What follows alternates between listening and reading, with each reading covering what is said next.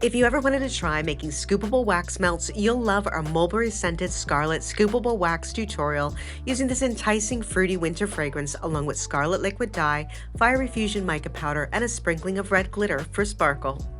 To make our mulberry scented scoopable wax, you'll need the following: 69 grams of coconut refined oil, 161 grams of Eco Soya CB Advanced Wax, 20 grams of Craftivator's Mulberry Fragrance Oil, scarlet liquid dye, fiery fusion mica powder, and red biodegradable glitter, all from Craftivator. You'll also need a double boiler, a set of digital weighing scales, a round 250 ml jar and cap from Craftivator, a metal spoon, a milk or digital thermometer, a 100 ml measuring cup, and a set of nitrile gloves. Start by pre-measuring 69 grams of coconut oil into a small bowl. Then weigh out 161 grams of wax into your melting pot. Then add your coconut oil to the same pot.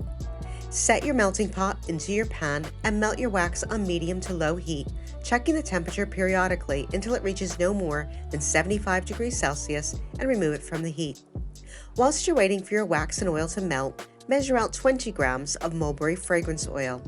Add a small amount of fiery fusion mica powder to your pot and mix until well combined. Once your melted wax cools to 65 degrees Celsius, add the fragrance oil and mica powder mixture and stir for around 90 seconds. Now, add around 6 to 8 drops of scarlet liquid dye and stir for a further 10 to 20 seconds. When your mix has cooled to around 55 to 60 degrees Celsius, you can pour it into your jar. Once the jar is full, sprinkle some of the red glitter on top of the wax.